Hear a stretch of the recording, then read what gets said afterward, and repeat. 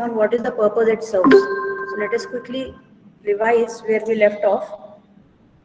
What do you think is the importance of prototyping, and what is the purpose that prototyping serves? Why do we use it after all?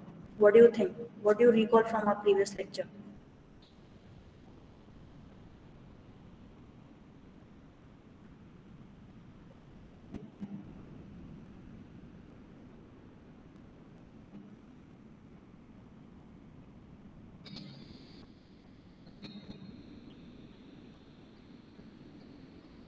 So, is my opening question clear?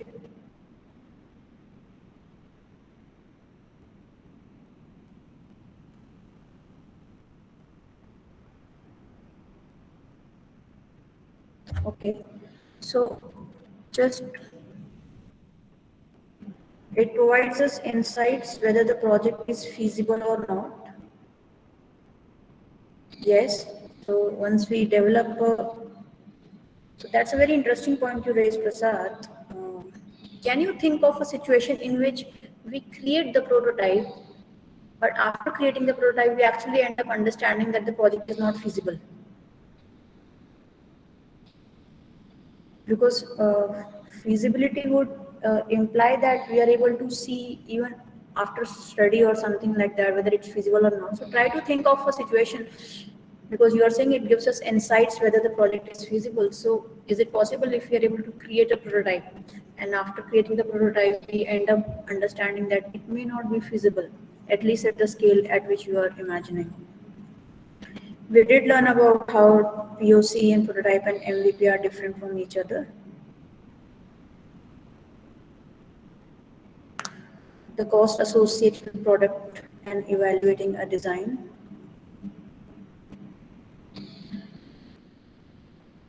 Okay, so Prasad, if you can use your mic to explain how LS London Ambulance Service is an example of, because it was not a prototype, it was actually a product.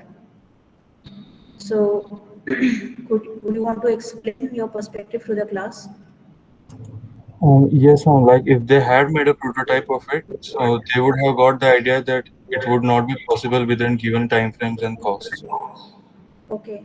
So then feasible might not be the right word. Of course, the project was feasible, but it did crash due to certain problems and certain issues that were overlooked. So feasibility itself was not the problem, but yes, it did help us identify the glitches in the system which can prove costly later on. So in a sense, it helps us to test how it would perform later on. Tarun says that prototypes are made to show the taste of complete software before it's complete. Yeah, so a brief sneak peek into the actual software that we will be developing. So essentially, yes, it helps us to have some sort of idea of what to expect from the system from the functional point of view. And ultimately, as humans, we are wired to assess and understand things only if we interact with those things. And by interaction, it could mean seeing how it is operating or actually engaging with a piece of software to actually see what is happening. And thus, prototype helps us to improve our software development and the product in the long term. So today we will try to understand three types of software prototype models and how they are different from each other. Okay. So this is where we left off. Is my PPT visible? Is the screen visible to you?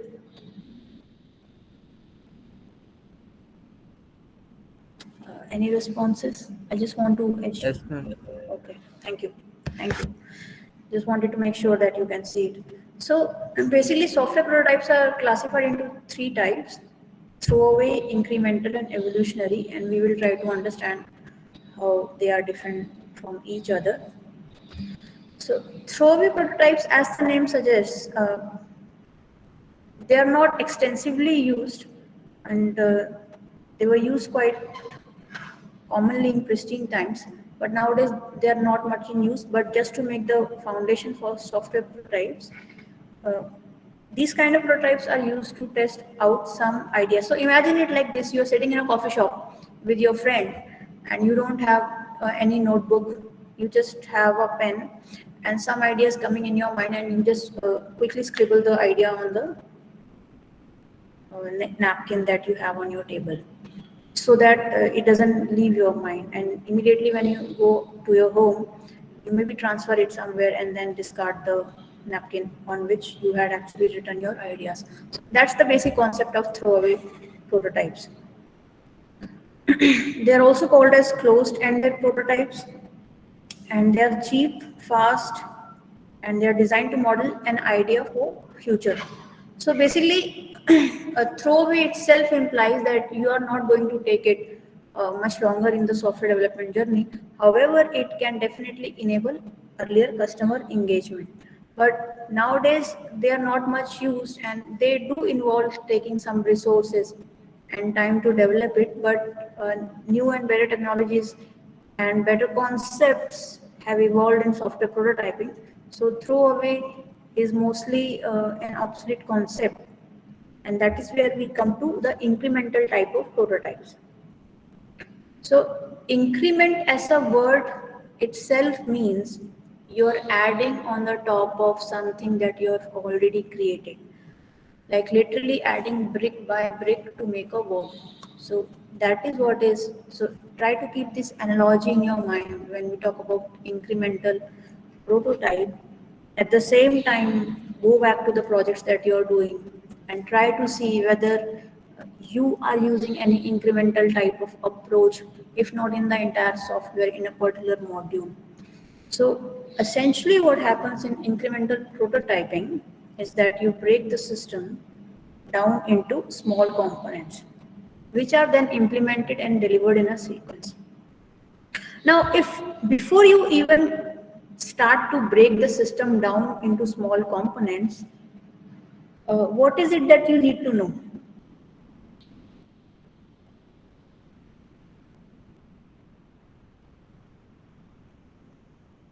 Before you can actually break down the system into small components, what is it that you really need to know?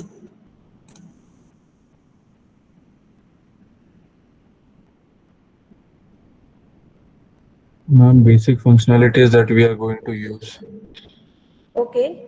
So again, basic functionality that you are going to use is at a lower level. See, before you can break down something, you have to have a fair idea of what it is about. What does it look like? What to expect from the entire system? Then only you can break it down.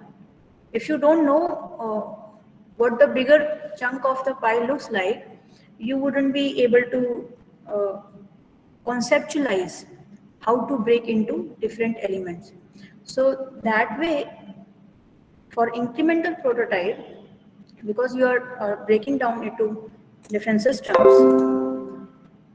and then implementing them, so that means you need to understand your system. Later in our course, we will understand that this approach is also used in software designing, which is by something called as the top-down approach, wherein you take the larger level system and then you break it down into pieces and then into subtasks and then tackle each subtask individually.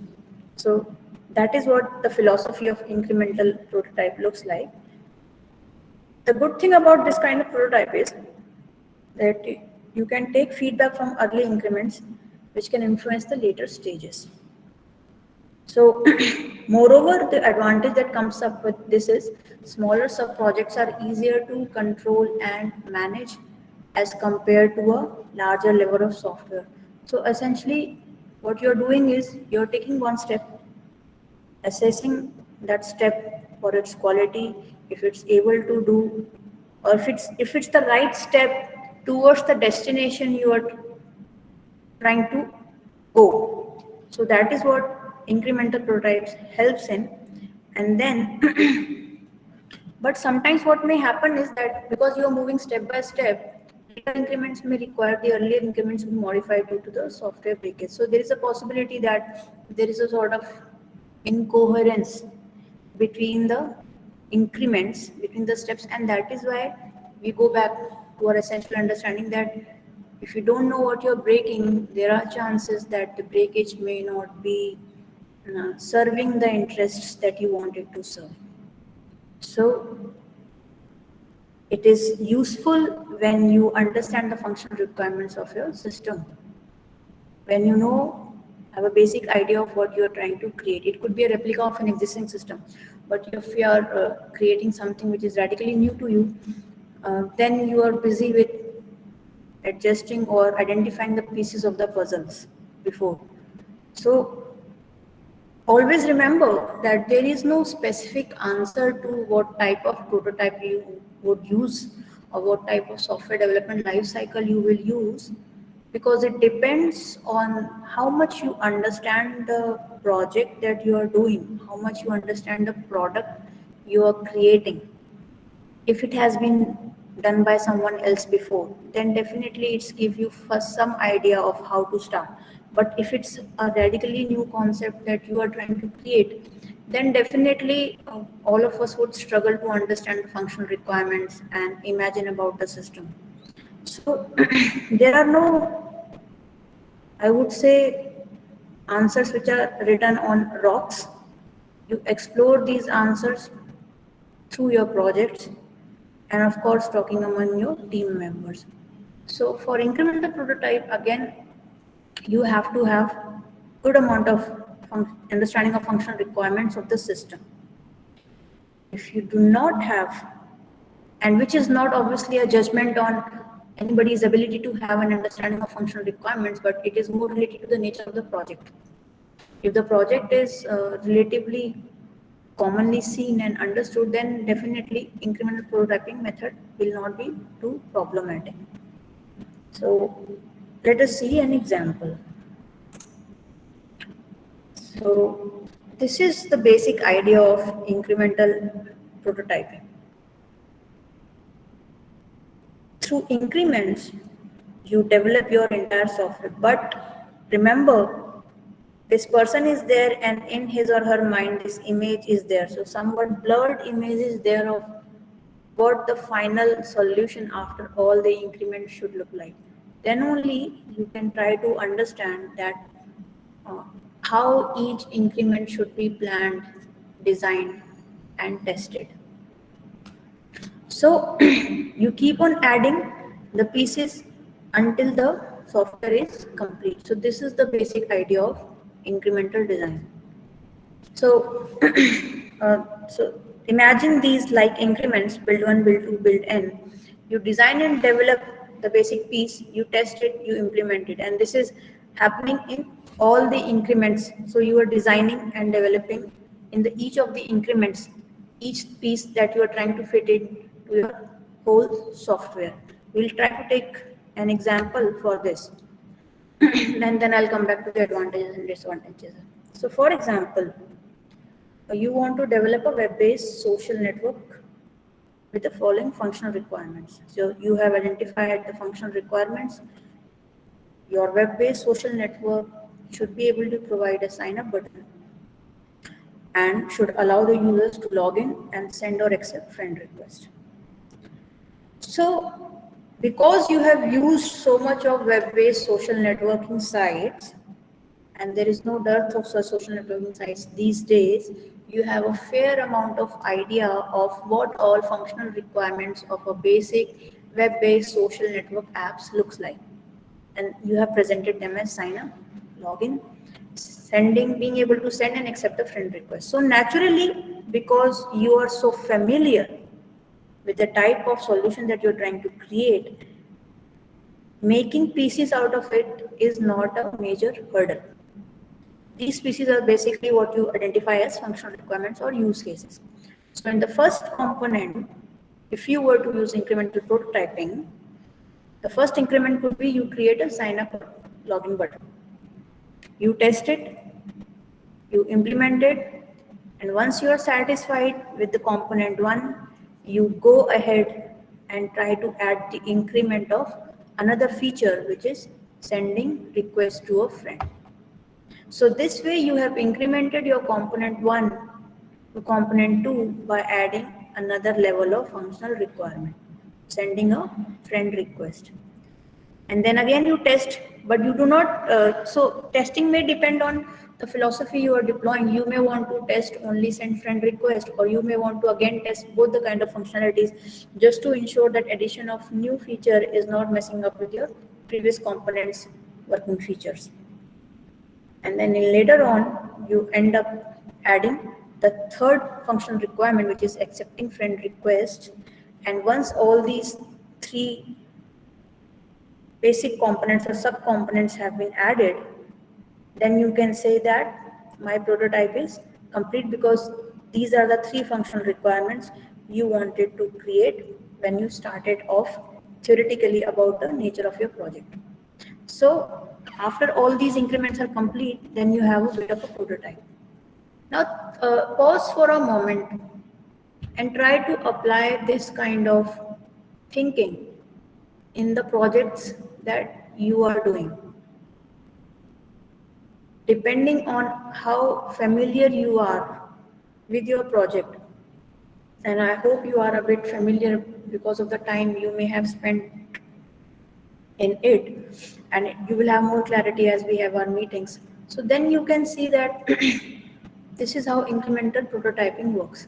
Now, looking at this example, and before going to the previous slide of advantages and disadvantages, let me ask you, what do you think are the advantages and disadvantages of incremental prototype approach?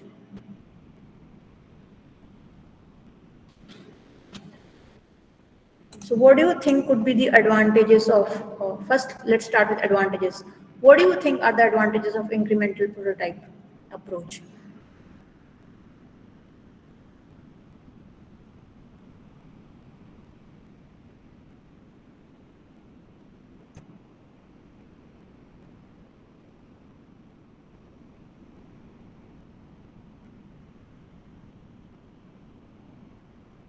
So is the question clear to all of you? Yes, ma'am. Ma'am, a person can assess each step as it's an incremental model. Come again, Rudal.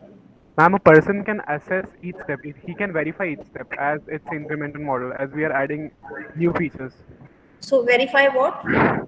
Verify each block or each step while we are building our software. Okay. So incremental prototyping helps us to verify the functionality of each block, but also when put in a larger system, it also helps us to understand how it would behave in a larger scope of things. Yeah. Tarun saying we don't need to rebuild the basic features once built. Okay, that may or may not be true, because going forward, if addition of some module is sort of breaking the functionality of some previous module, then you may need to rebuild or restructure the previous if there is some dependency issues are there, or if some feature is getting hampered because of the addition of new. So again, it happens on testing. So essentially, Tarun, that's a good thing, because you will be able to identify this much before than at the time of actually testing the software. So then you would be able to rectify it before it actually becomes too costly to rectify in terms of time and resources invested. So essentially, it is helping you to fail faster in that approach, and by failing faster, we actually succeed better over the period of time. Garvit says that prototyping of incremental types is easy to test and debug small portion. Yes, so when you mention that it is easy to test and debug small portion, you must also encourage yourselves to think what are the advantages of being able to debug small portions.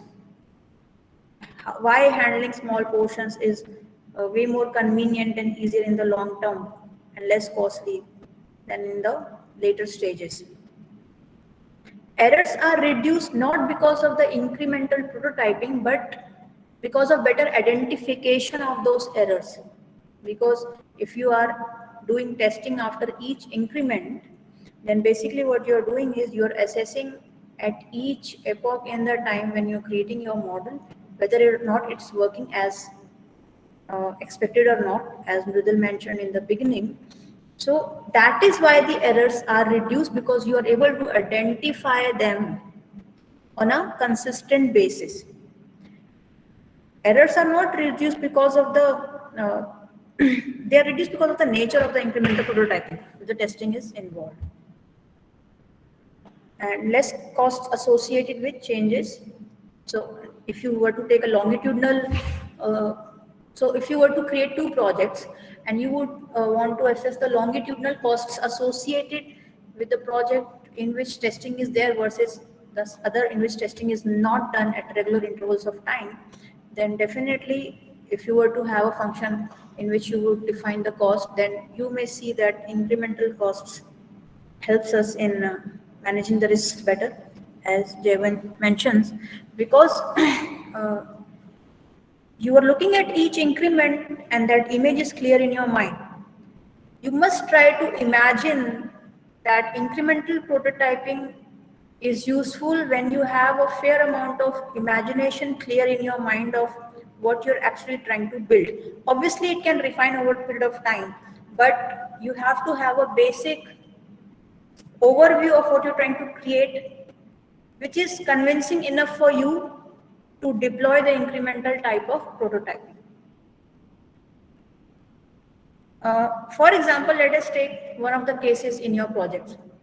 For the case one, it may not be clearly evident of what the larger system is doing unless and until you throw yourself into that kind of situation and actually think like one of the workers in those NGOs. Then it may begin to become clear, and then you can think of different modules. Think back of how challenging it was to identify your functional requirements. Think back how many of your functional requirements in the document were removed after the discussion, were removed after the review, and after a lot of debate also. So think of, even when we know a system up to a certain extent, getting the functional requirements is not always easy. So this is all a case of discussing, brainstorming, and refining over the period of time. So incremental model helps us to be cautious and more managed in our approach to software development, while at the same time being able to assess at each step whether we are moving in the right direction or not. And when we grow in increments, and if we have to retract back, as Tarun mentioned before, then we would not cry as much as we would have cried if we were to retract after creating the entire software. So that is why, I mean, it is liable to risks, yes, but the risks are better managed and better identified in incremental model. So that is about the advantage of incremental model. What do you think could be the possible disadvantages of using the incremental prototyping model? The time required for testing in each phase of increment. Okay. And why do you think it could be a possible or potential disadvantage? Because a lot of time will be wasted in testing, Okay. and as we saw in earlier slide, there was one graph. As you spend timing testing, the loss in the market or the value Yes. increases exponentially. Right. So again, that's a very good point you have mentioned. And again, it comes down to the nature of the product, nature of the project you are doing. What are the stakes? If the stakes are too high and the shipping has to be done soon, but if the understanding of the software requirement is poor, then definitely there are multiple decisions that need to be taken. So there is a trade-off between gaining advantage from incremental prototyping and investing the time in uh, imagining the increments and testing. So we have to be cautious about these kind of trade-offs. Gaurav mentions that if interdependency between various functions is misunderstood, then it will be hard to complete that piece of software. That is right. That is absolutely right. And that is why we have to know the problem statement better. We come back again and again to how important it is to understand the problem statement. And in our discussions with different groups, it has become fairly clear to many groups that they were moving with certain idea of a problem statement, and with that idea they created the functional requirements. And after the meeting, they may have realized that the way they were looking at the problem was different from what the problem actually was, and then they went back to their SRS lab 1 document and changed their functional requirements. So this clearly shows that to be able to have a fruitful incremental prototyping model, you have to have that basic clarity about what you are trying to create. Garvit mentions that if some features are dependent to each other, then solving a problem in one of them requires correction in all, hence maybe time consuming sometimes. It could be time consuming, definitely. And minor flaw in phase can look huge in the final product. So if untested and if unrecognized, definitely they can snowball into something much huge. And so now let us try to look at what are the advantages and disadvantages. So the advantage is that it helps in, and I'm not sure whether you agree with this or not, but it may help in generating working software quickly precisely because you're testing each module after it has been created. So think of the example of the social website development that we saw. Because you're doing something, you're creating something, and you're seeing whether it's clearly working or not, and then after you have convinced yourself or assured yourself that it is safe to move ahead, then you move ahead. But sometimes, you can also create your own philosophy of prototyping software development lifecycle models, depending on how immersed you are in the project that you are creating. So normally incremental prototyping, they don't really talk about testing and all these things. But we are talking about testing because when we are adding each increment, it is only logical to understand that that fit is actually fitting near perfectly, if not perfectly, in the overall image of the software that you have in your mind. Modeling is flexible precisely because it is allowing you to gauge the path before you actually take certain decisions. And that is why it could be less costly to change the scope. So even in between, if you find that something needs to be rebuilt or something, you need to go back, then it may not be that costly. It is easier to test and debug, as you guys have already identified, in smaller iterations. Better risk is better managed and assessment is easier, and it reduces the complexity of development process. Now let us discuss a bit on the reduction of complexity of the development process. Why do you think that the reduction of the software development complexity is minimized in incremental prototyping model? What is so special about incremental prototyping model that its complexity appears to be minimized?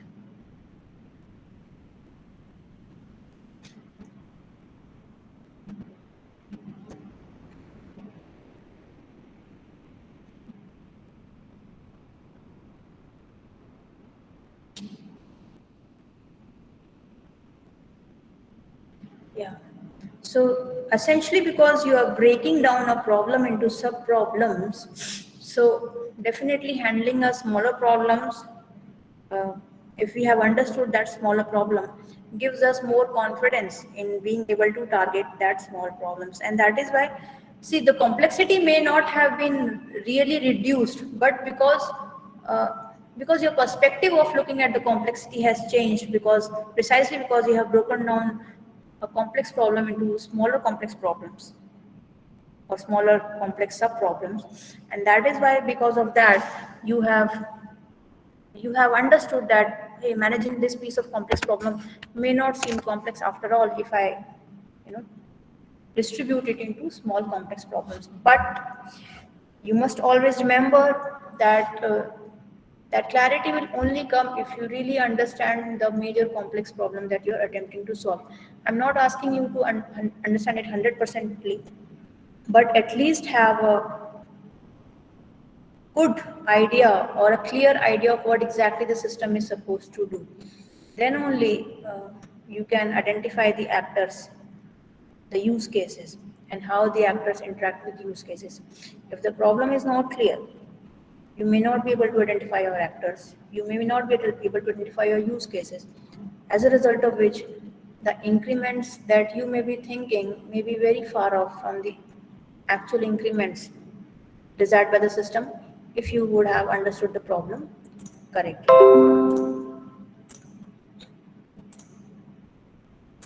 So moving forward, now you must ask what's the difference between incremental and iterative type of modeling. You see, there are lots of terms used in software development engineering and used in different contexts, but the same technical words. So incremental model is quite different from iterative model. So as this graphics clearly explains that this is how incremental modeling is happening and this is what iterative model works. Now, let me ask you a question. After looking at this graphics, how would you decide whether to go for an iterative model or an incremental model? So you have a given problem statement that you're working on, and in your software engineering theory class, you have read about iterative model and you have read about incremental model. Now you need to take a decision about which approach to go for. What do you think would be the factors, or what is that core aspect that will help you to make a decision to go for which kind of modeling, the iterative modeling or incremental modeling? What do you think?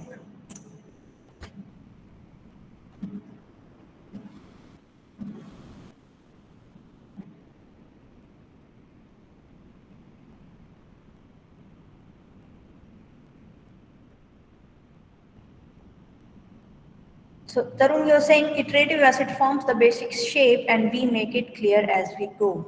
Okay. So again, let me repeat the question. What exactly would help you to make a decision whether to go for incremental type of modeling or prototyping or iterative type of prototyping? So Prasad mentions that if we have to develop a very refined project, then we go for iterative. Sanidhya mentions if we know the final product or not. That seems like an incomplete sentence. Garvit says that if you want a working piece of code, partially at every phase, I think we should go with iterative one. And if the problem is small or requirements are well understood, then we go for iterative. Yes, I think that's all. Most of the points you have mentioned do speak of justice, but let's now look back at this diagram.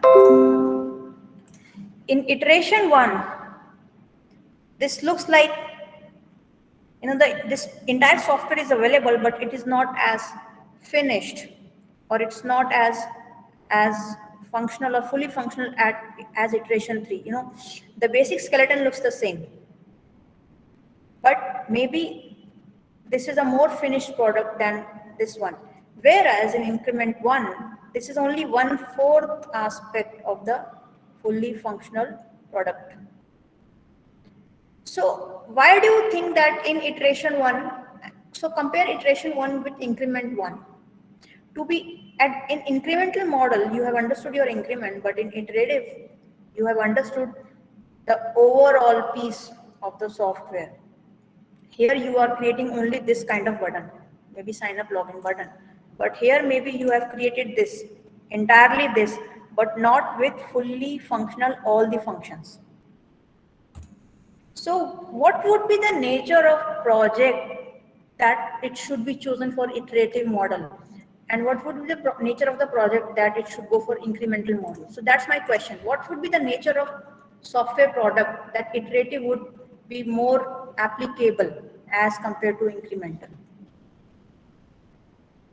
So Tarun is saying creative things need iterative and simple or predefined needs incremental. Okay. So again, it comes back down to how clearly you understand the deeper aspects of the software that you are trying to build.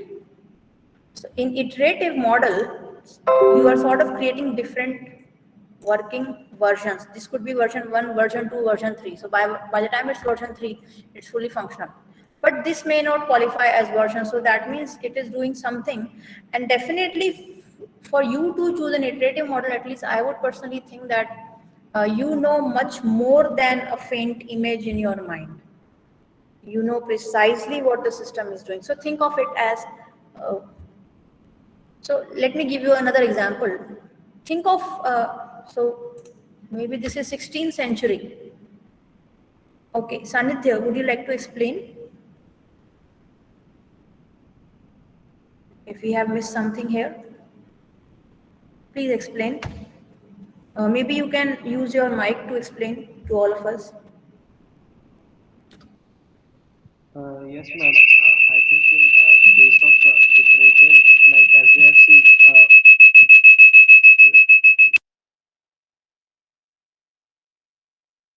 You can try again.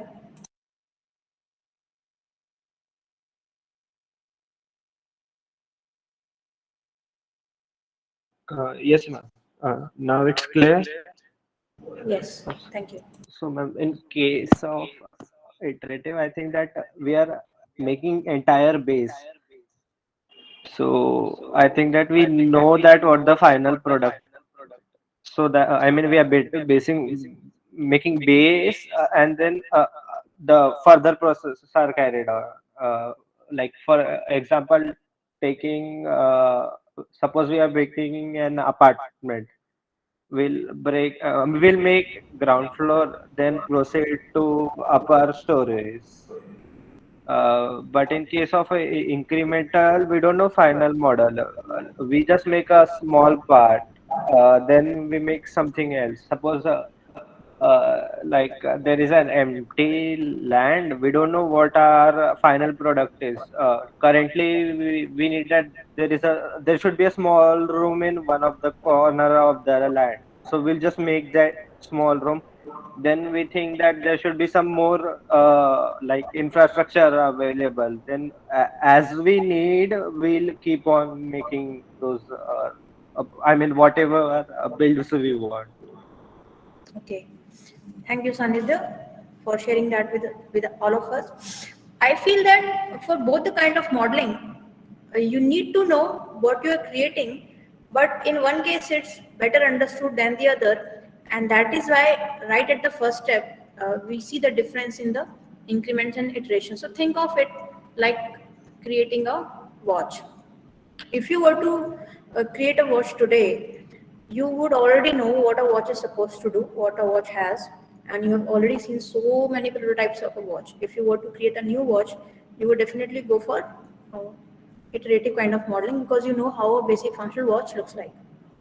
However, if you were in, for example, during the times of maybe 9th century, wherein you may not know about watch, but you just have a faint concept about there is something that helps us to uh, organize the events in the cosmos and to make an understanding of how different changes occur in this earth, then you would slowly start in increments of, because you have some basic idea but you're not clear about it and you're designing something for the very first time, then you would definitely, but you have some amount of vague idea in your mind, then definitely you might want to go for incremental model. But if you already know, you have seen lots of examples of a software, then you might end up creating it in an iterative fashion. Even the software website that I use in this example, only to show the incremental prototyping, but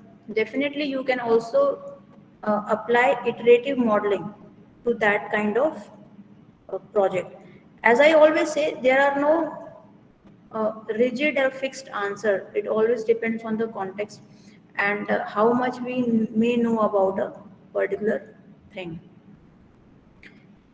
Garvit mentions that in incremental model, some need or detail arrives as we proceed, so we do not have a clear view of problem. So if we do not have a clear view of problem, we should go with incremental. Yes. So it's again a comparison of how clear your understanding is. And so maybe for iterative, you are at a much deeper level of understanding, and you might want to go for a iterative kind of modeling. Let me give another example for iterative. So maybe you are trying to model a system using neural networks. And at first, you have created your entire network, and it is accepting an input, it is giving an output, but you have used only two hidden layers. Your essentially your neural network black box is complete, but you are seeing that the error, and if it's a prediction problem, then its sensitivity is not that great. So then you think, okay, let me add another layer of hidden layer in the model. So essentially, you are again creating the second model, but just making some tweaks here and there. So it again depends on how much clear you are in the problem that you are trying to solve. And it really depends on the context of the problem and the situation. All right. So after discussing the incremental model, we come to evolutionary type of prototyping. So it is the most fundamental form of prototyping, and it's also known as breadboard prototyping. So the main concept is you build a robust prototype and constantly try to improve it. So it's easy to get confused between lots of terms that we are throwing here and there, and there doesn't seem to be a clear line of demarcation. But again, I would also say that it depends really on the context in which you really explain these terms. Evolutionary prototyping allows developers to add features or make changes that could not be devised during the requirement analysis and designing. So basically, you're evolving the prototype after each circle of prototyping.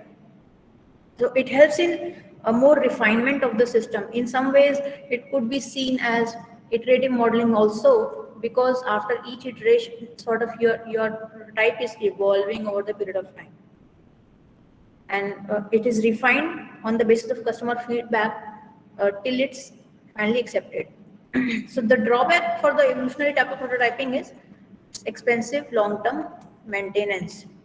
But it is easy to get confused between evolutionary modeling and iterative modeling. So here's the thing.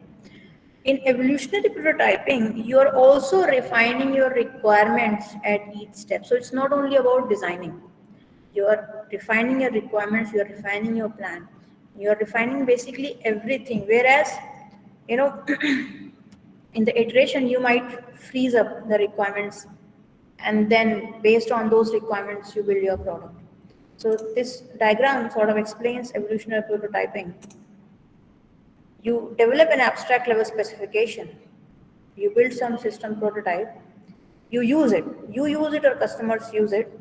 And basically the idea here is to get the quick feedback of the working prototype. If it's sufficient, you deliver the final model. If it's not, then you again refine it. So this is a functional piece of software. And the first iteration of, so it is not a piece in the software. After one iteration, you are actually developing a system, at least at a functional level. The first iteration is similar to a minimum viable product.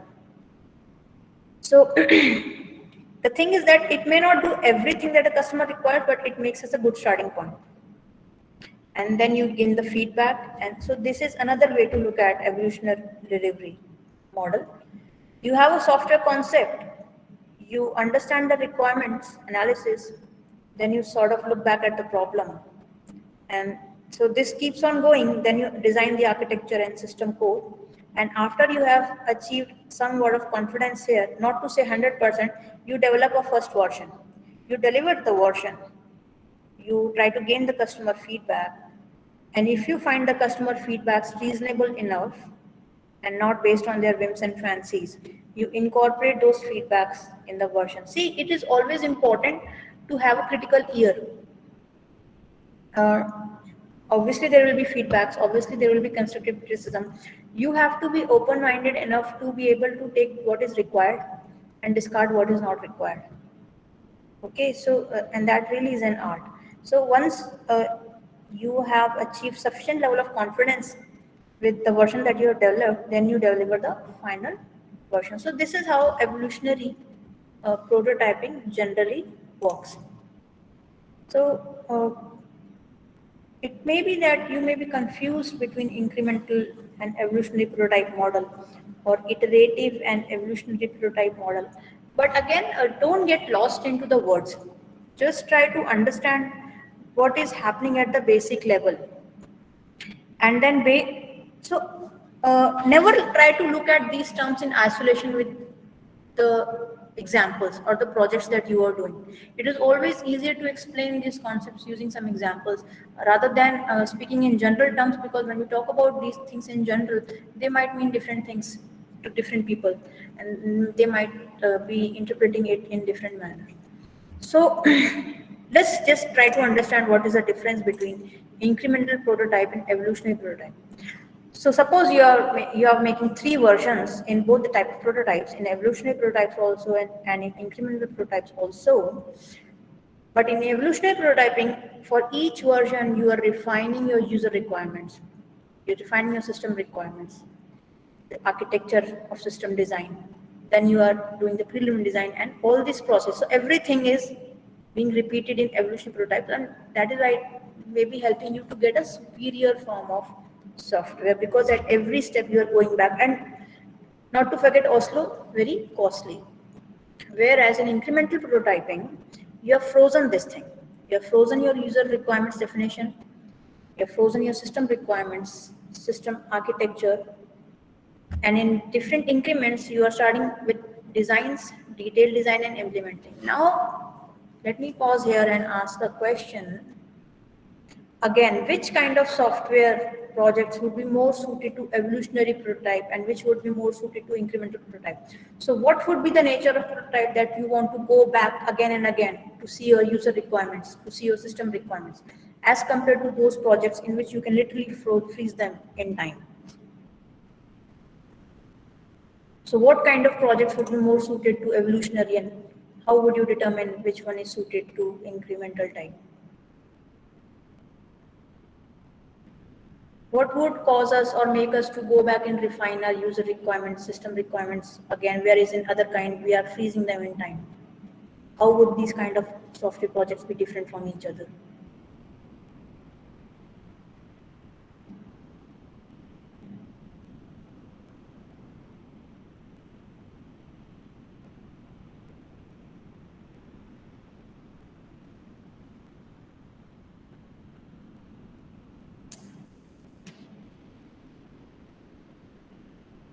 Hopefully the question is clear.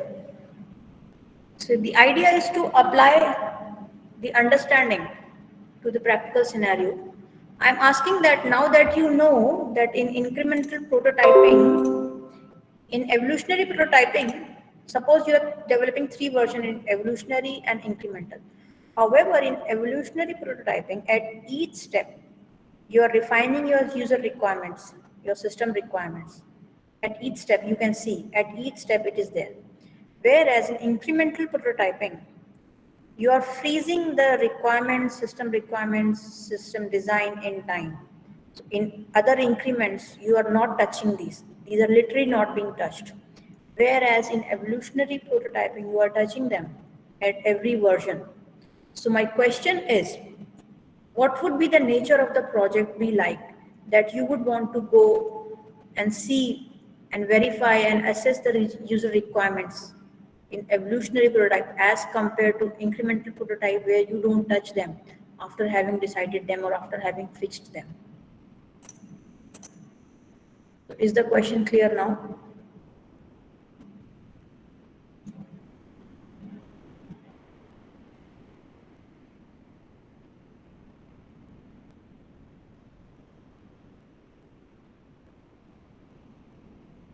Okay.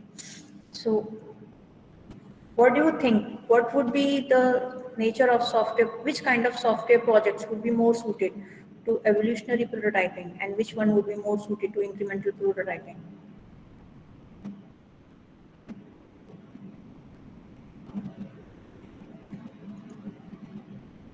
So see, the basic fact that you are able to freeze the user requirements and system design in time, you're literally freezing that. That shows, and that is evident of the fact how clear you are when it comes to designing your software or system.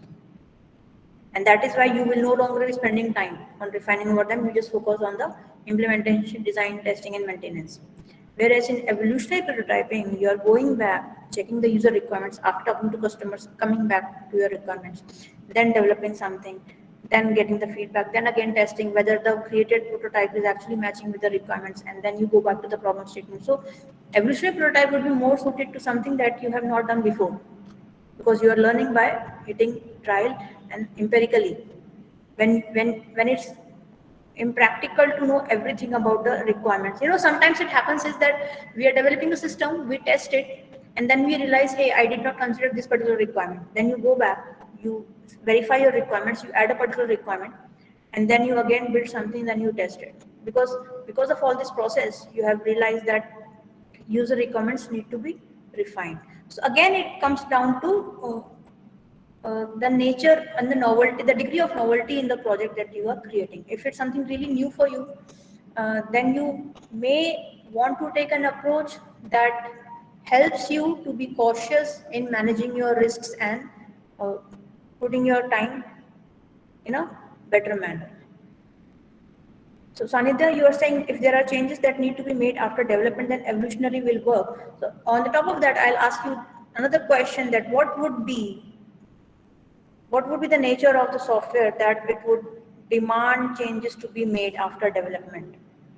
Because you are refining user requirements and definitions, that means the nature of clarity on these things is not very clear, and that is why you want to go back. But if you can freeze these requirements in time, that would mean that your relationship with the software project requirements is very strong and very good.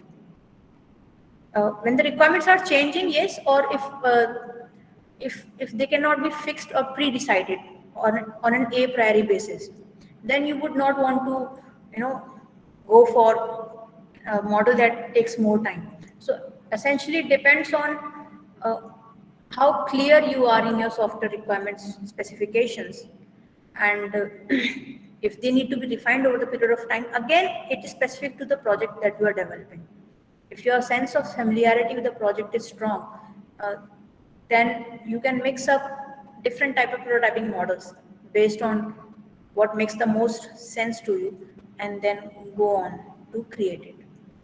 So I will stop at evolutionary prototyping, although only few slides are left. But I'll try to quickly finish it. So extreme prototype is a different type of prototype, but it is usually used for web development. So usually business analysts who are presenting a website to clients, they do not go with a functional website. They go with screenshots of the websites. They go with the static versions of the pages of the website. So in the first phase of the prototype, they show the static pages to the clients. In the second pages, if in the second phase, if the static pages have been approved by their client, then they create those functional screens, and then after the services are implemented, they find the final prototype. So this type of prototyping is actually different from the traditional categorization, but it is used in website designing, mostly at a large level scale. So it is called extreme because of the interface is designed and developed before any technology is implemented, any coding is done, because you are literally showing the design of the website before you have actually coded or thought about coding. So that is why it is called as experimental prototyping. Now we all know the disadvantages of prototyping. Let us briefly try to understand the disadvantages of prototyping. It can be slow and time-taking process, but again, it depends on how much stake you have in developing the project. If the stakes are high, you have to deliver fast. Then prototyping could be a bit dragging for you.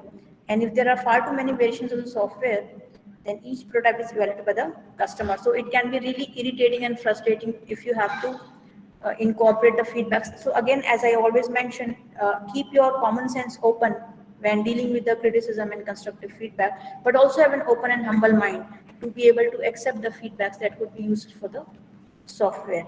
It again comes down to how reasonable you think prototyping is necessary given in the context of your work. Always take decisions in the context of a working problem. Never take decisions in the context of a working problem based on just theory. Connect the theory to how well that theory connects to what you are doing, and then take the best possible decision. It could be the fact that something that may have worked in some other cases, person's scenario may not work in your scenario because of the nature of project that you are dealing with. Then there is always documentation is difficult to manage, especially if you're following a hardcore process to prototyping. You may lose a client if they're not satisfied with the prototype, or you may also gain the clients if they are satisfied with the prototype. So again, there are no clear-cut answers, but the approach is suited to the kind of projects that you are doing. And last but not the least, software development and engineering, as your understanding, is much more than integrating the units and making a functional system. Developers, most of the times, they may not understand the stake in building the prototype and may create a substandard solution. And that would defeat the purpose of creating the prototypes, because prototypes are created essentially to improve the working solution. But if the developers do not understand, just like if nurses do not understand the importance of their work in the larger scheme of healthcare, then they may not deliver good services, right? So similarly, by that same analogy, if developers may not always understand the importance of prototypes, and that would defeat the purpose of prototypes, because the feedback that you will get from them might not be sufficient. So with that, we come to the end of software prototyping and software development life cycle. And there's an interesting article that I recommend for you, because nowadays AI is being used for software development life cycle decisions.